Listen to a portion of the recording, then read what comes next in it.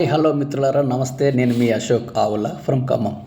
మిత్రులారా, 33 జిల్లాలలో 13,800కు పైగా గ్రామాలు, వార్డులలో ఇవాళ సభలు జరిపినట్లు ప్రభుత్వం ప్రకటించింది. ఈ గ్రామ సభలకు సంబంధించిన దాంట్లో ఎలా జరిగినాయి, ఈ 85% అంటే 13,800 గ్రామ సభల్లో ఎలా జరిగాయని మనం పరిశీలిస్తే నిరసనలు, నిలదీతలు, ఆందోళనలు, ఘర్షణలు, వాగ్వేదాలు, కన్నీటి పర్వంతాలతో జరిగాయి. ఎందుకు ఇంత బ్లేమ్ గవర్నమెంట్ ఇంత ముందు చూపు లేకుండా, పర్ఫెక్ట్ లేకుండా ఎందుకు ఇలా చేసింది అనేది ప్రభుత్వమే ప్రకటించాల్సిన అవసరం ఉంది. మిత్రులారా, గడిచిన 10 సంవత్సరాల కాలంలో టీఆర్ఎస్ గవర్నమెంట్లో ముఖ్యంగా ఇల్లు కానీ, ఇళ్ల స్థలాలు కానీ, పెన్షన్స్ విషయంలో అది పెద్దగా సక్సెస్ కాలేదు. కాబట్టి ప్రతి గ్రామంలో దాదాపు వందల సంఖ్యలో అర్హులు ముఖం వాచేలాగా పేదలు ఎదురు చూస్తున్నారు. ఈ నేపథ్యంలో కాంగ్రెస్ గవర్నమెంట్ ఇచ్చిన ఈ 4 పథకాలు పేదవాళ్ళకి ఓదార్పునిచ్చాయి. కానీ సంవత్సరం దాటిన తర్వాత కాంగ్రెస్ పార్టీ ప్రభుత్వం ప్రాక్టీస్ చూస్తే మళ్ళీ అసంతృప్తి పెరుగుతూ ఉన్న స్థితి మన కళ్ళ ముందు కనిపిస్తూ ఉంది.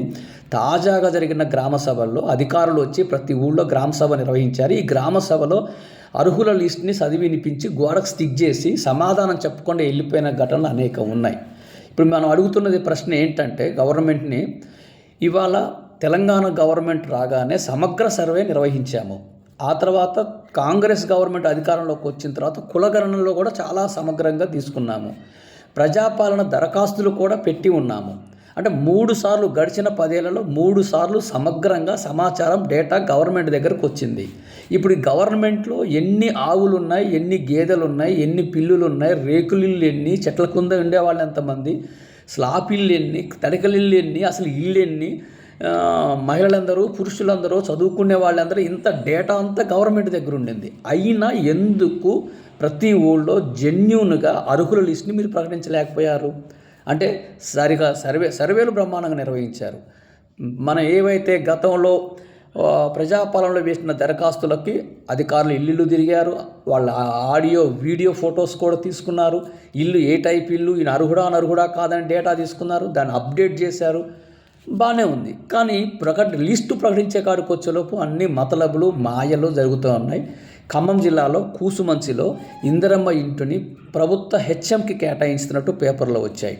అదేదైనా ఒకవేళ మిస్టేక్ జరిగి ఉండొచ్చు, దాని మానవ తప్పిదంగా కూడా మనం పరిశీలిద్దాం.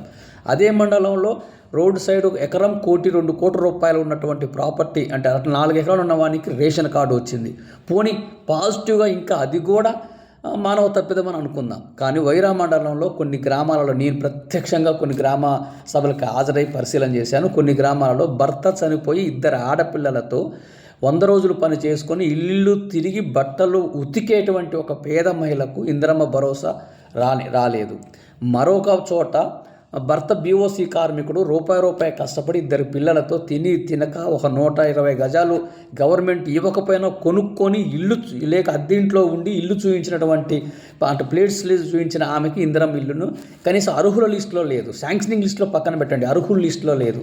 ఇట్లా ఇందిరమ్మ ఇల్లు కానీ, అదేవిధంగా ఇళ్ల స్థలాలకు సంబంధించిన దాంట్లో కానీ, రేషన్ కార్డులకు సంబంధించిన దాంట్లో కానీ ఎందుకు లేదు అంటే ప్రకటించేటువంటి సమాధానం చెప్పేటువంటి స్థితి ఇవాళ ప్రభుత్వం వచ్చిన అధికారులకు లేదు. అంటే ఇది ఎలా దీన్ని సెలెక్ట్ చేశారు? ఒక శాస్త్రీయత ఏముంది? ఉదాహరణకి 300 జాబ్ కార్డులు ఉన్నాయి ఒక ఊళ్ళో. 300 జాబ్ కార్డులో రెగ్యులర్గా పనిచేస్తున్న వాళ్ళు 200 మంది ఉన్నారు. ఈ 200 మందిలో పేదలకి అంటే కనీసం 150-160 మంది పేదలు ఉన్నారు. ఆ 150 మందికి అర్హుల లిస్టు మొత్తాన్ని ప్రకటించి 150 మందికి ఇప్పుడు ఇవ్వచ్చు కదా. అర్హుల లిస్టులో కూడా పెట్టలేదండి. ఇంత అన్యాయమా, ఇంత దుర్మార్గమా? ఏదైతే ఆశలతో కాంగ్రెస్ ప్రభుత్వాన్ని తెలంగాణ ప్రజలు తెచ్చుకున్నారో ఆ ఆశలన్నిటినీ మీరు నిరాశకి నెట్టేస్తున్నారు. ఇది రాష్ట్రానికి మీకు సరైంది కాదు. పేదల్ని వంచడం సరైంది కాదని మనం భావిస్తూ ఉన్నాం. కాంగ్రెస్ ఫెయిల్యూర్స్ రేపు ఎక్కడికి పోతాయంటే తెలంగాణ రాష్ట్రానికి ప్రమాదకర సంకేతాలు ఉన్నాయి. మీ పాలన, మీ ఫెయిల్యూర్స్ రేపు దీన్ని రాష్ట్రాన్ని బీజేపీని అధికారంలోకి అధిష్ఠించే చర్యల్లాగా కనిపిస్తున్నాయి. ఏదైతే దొరల పాలన మేము ధ్వంసం చేశామని చెప్తున్నారో తిరిగి ఆ దొరల్ని మీరు అధికారంలో తీసుకొచ్చే చర్యలు మీ చర్యలు కనిపిస్తూ ఉన్నాయి. చెప్పండి, ఒకవేళ ఫైనాన్షియల్ డెఫిసిట్ ఉంటే ఫైనాన్షియల్ డెఫిసిట్ ఉంది, ఈ ఇయర్ ఇంతమందికి ఇస్తాను, నెక్స్ట్ ఇయర్ ఇంతమందికి ఇస్తాను, స్పష్టత ఇవ్వండి. గందరగోళం, కొద్దిమంది అర్హుల లిస్టు, కొద్దిమంది శాంక్షన్ లిస్టు, అసలు ఎందుకు వచ్చినో చెప్పని స్థితి. ఇది సరైన పద్ధతి లేదు. ఇది నవ్వులు పాలయ్యేటువంటి పరిస్థితి ఉంది. కాంగ్రెస్ గవర్నమెంట్ పెద్దలు అందరూ ఆలోచన చేయాలి. ఈ రీసర్వే చేయాలి. గ్రామ సభలు జరిపేసి అర్హులందరినీ ప్రజాపాలన కౌంటర్ రసీదులు ఇచ్చిన దానికి దిక్కు లేదు. కొత్తగా అప్లై చేసుకోమంటున్నారు. ఈ అప్లై చేసుకున్న దానికి మళ్ళీ దిక్కు దివాస తెలియదు. ప్రభుత్వానికి మనసు ఇప్పుడు ఆంధ్రప్రదేశ్లో పక్కన ఉన్న గవర్నమెంటు ఆ ఊళ్ళో ఇళ్ల స్థలం లేని వాళ్ళకి శాచురేషన్ పద్ధతిలో ఇళ్ల స్థలం ఇచ్చారు. ఇల్లు నిర్మాణానికి డబ్బులు ఇస్తామని చెప్పారు. అట్లా ఒక ఊళ్ళో 100 ఇళ్ల స్థలాలు మనం ఇవ్వలేమా? ఒక ఊళ్ళో ఒక 50 మందికి ఇళ్ళకి డబ్బులు మనం ఇవ్వలేమా? ఎందుకు అట్లా? కాబట్టి మనసు ఉంటే మార్గం ఉంటుంది. ప్రభుత్వానికి ప్రజలకు చేయాలి అనేటువంటి ఉద్దేశం ప్రధానంగా ఉండాలి తప్ప ఇది పెద్ద సమస్య కాదు అని. కాబట్టి మీ ఫెయిల్యూర్స్ ఈ రాష్ట్రాన్ని మరింత అగాధంలోకి తీసుకెళ్లే ప్రయత్నం పరిపాలనని కొనసాగించొద్దని తక్షణమే ఈ గ్రామ సభల్లో జరిగినటువంటి ఈ అర్హులని ఎంపిక చేయడంలో జరిగినటువంటి తప్పులు సరిదిద్దాలని సందర్భంగా గవర్నమెంట్కి అధికార దృష్టికి తీసుకెళ్తున్నాం.